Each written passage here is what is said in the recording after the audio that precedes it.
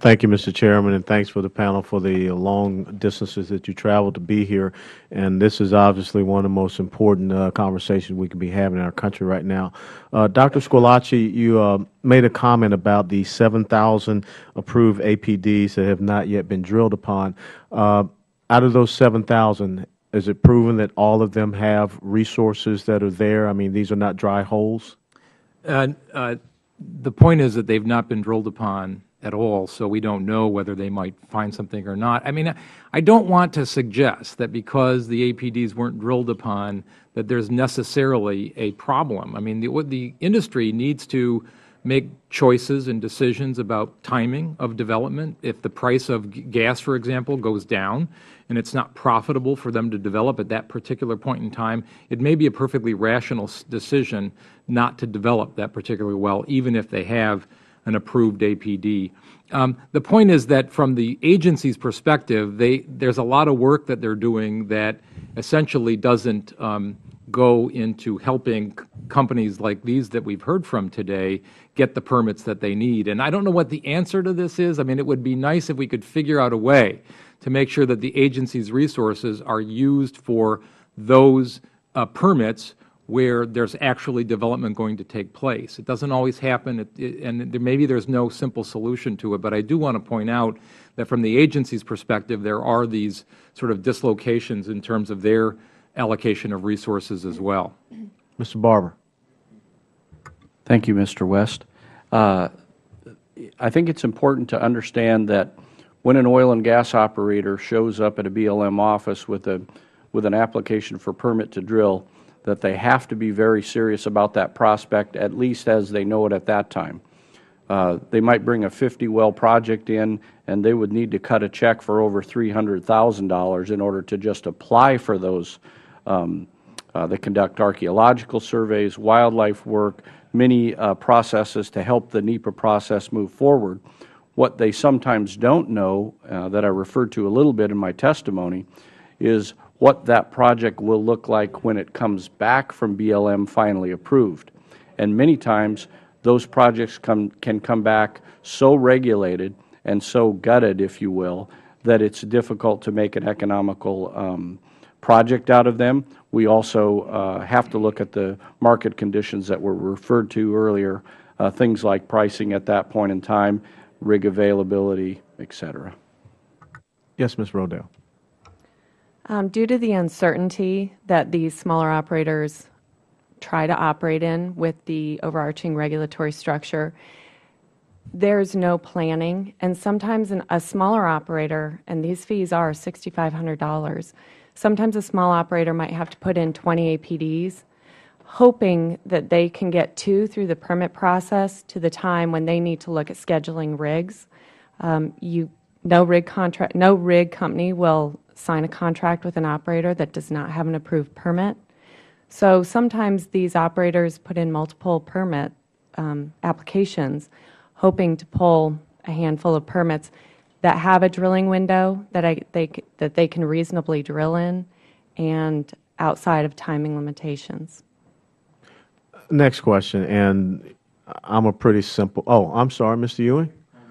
Yeah, absolutely. I keep forgetting that.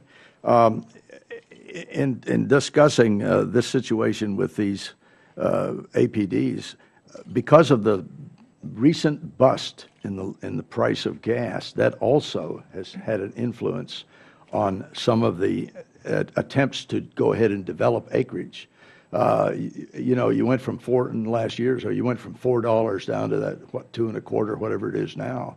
And when that shale gas play got going, many small operators, many small land people even jumped in, grabbed leases, sold those leases to small companies.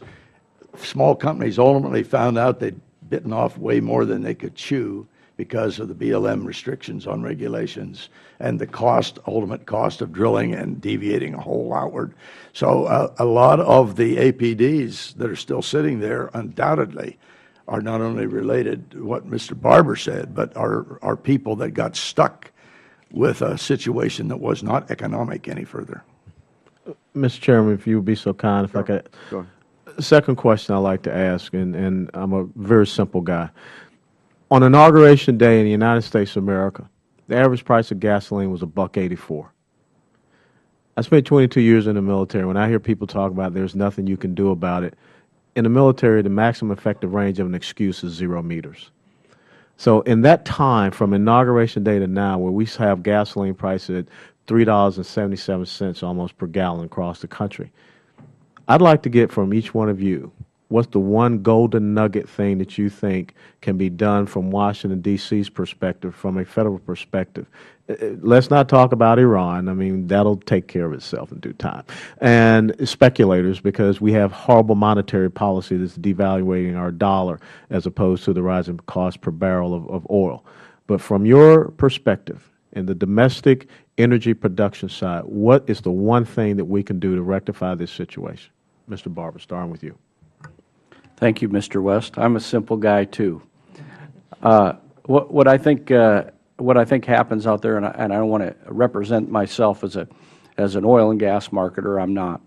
But markets seem to respond to nervousness. And our markets are nervous about oil. They are. Things happen, the price of oil goes up. Other things happen, the price of oil goes down. From my simple perspective, what we need to do is put companies in a position so that they can explore for oil and gas on the leases that they have acquired so that that nervousness is reduced. I think right now, with a tremendous supply of natural gas on hand, something could happen, and I don't picture the price of natural gas tripling or going in half. I think there's plenty of supply out there. I think there's a reasonable presumption that we can drill for more gas and acquire that.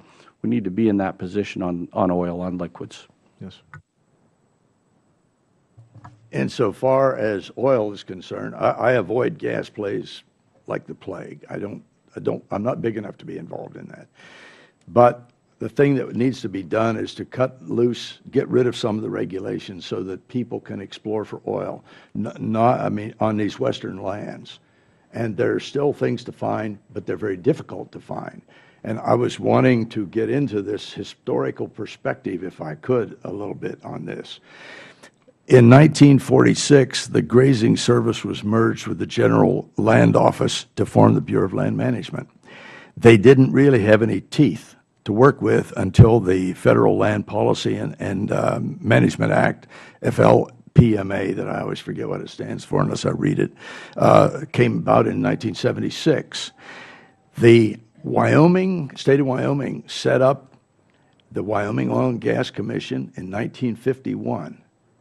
And until 1971, just after in the Nixon administration, when NEPA had been authorized, they administered all of the drilling. 90% of the 3 billion barrels of oil that has been found in the Bighorn Basin came out of fields discovered before the BLM even got in the picture.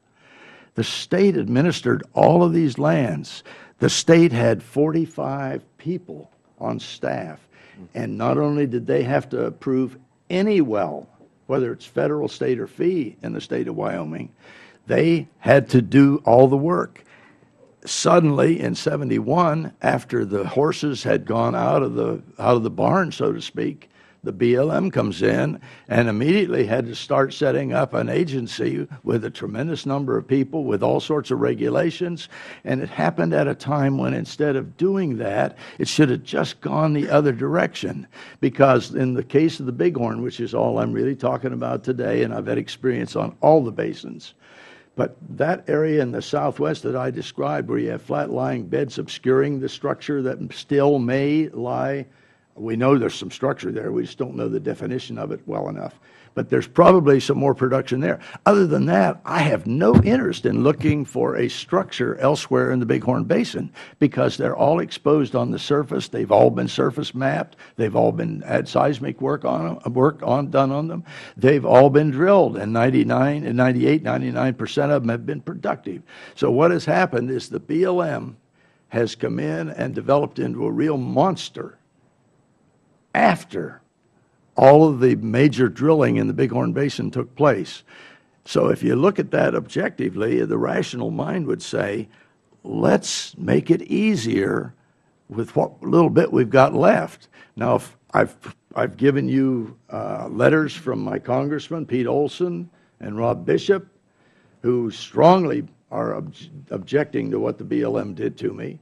I also have letters from all the commissioners that are in your packet, most of them in there. They're jumping up and down. They are, as I mentioned earlier, co-operators with the BLM in the RMP consolidation. And I want to say even further, that consolidation is one of the biggest rip-offs that's taken place in the United States in years. They're doing this after all the drilling basically has been done, and there's hardly any exploration still to be done. There was an 18,000-foot hole drilled right out in the flat, deepest part of the Bighorn Basin by Barrett Energy. They got 100 MCF a day. That is not a keeper. They've abandoned thousands of acres they took out there. I'm probably the only company I know of, other than development, that some people are going around old fields just plunking little development wells they can still find. I'm the only one that I know of up in that basin that's actually trying to explore for a virgin field. And I thought I had the opportunity to come up with a field that could be 5 million to 10 million barrel potential. But they're just stopping me dead, and actually they're putting my company out of business in the Bighorn Basin. I operate on a low cash flow myself, and I have to have outside investors, and when I lose people like I told you about a minute ago, I'm going to have a terrible time. Now, on top of that, because they've told me those leases, time out. I need to move. Keep going. All right. Ms. Rodell. Unfortunately, I'm not a world economist. However, I do Me know- Shoot, and there's two of us in the room. Yeah. However, oil is traded as a commodity on the worldwide market. A resolution to that, I'm not sure I have one. I agree with Mr. Barber that so much of this is based on fear and worldwide unrest. However, I do think that if we can responsibly produce energy domestically, it might take some of the pressure off of those imports that we get from those countries that are maybe not our best friends. In addition, though, we can import, or we can domestically produce as much, to an extent, a whole lot of oil. However, then we get into a refining process. So it's a much broader problem than just what can we as small producers do. The answer is I'm not sure we can do anything. So I'm also not a world economist, but this is an important question that we all care about as citizens and as consumers of oil and gas. And so I appreciate the opportunity to weigh in on this important issue. I'd like to point out a couple things, and I agree with much of what Ms. Rodell just said, but it is also true that domestic oil production is actually up in the United States over the past several years, and consumption is down.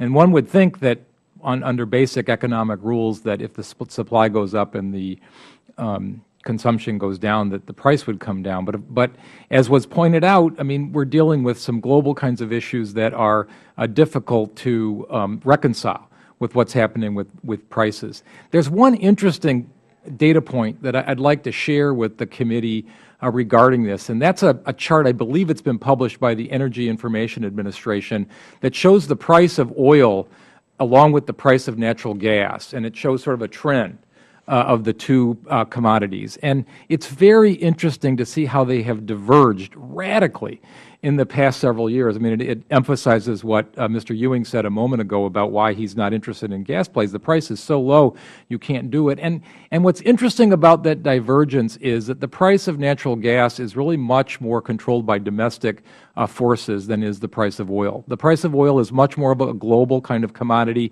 If we produce a lot more, there's at least a danger that it will be sold internationally, if that's where the better price can be had, because it's more easily transportable than gas. But gas is much more problematic in terms of that, and because of all these significant shale plays, the supply of gas domestically, locally, has gone up fairly dramatically, and I think that's why we're seeing this significant decrease in the price. So I don't think there's any silver bullet here to deal with the problem. The one thing I would say that is critically important is that we continue the trend toward reduced consumption. And I think one of the best things we've done in recent years was to increase the miles per gallon of our vehicle fleets. I think that's a really important step toward achieving energy independence. It's the one thing we really can, I think, do to affect global prices.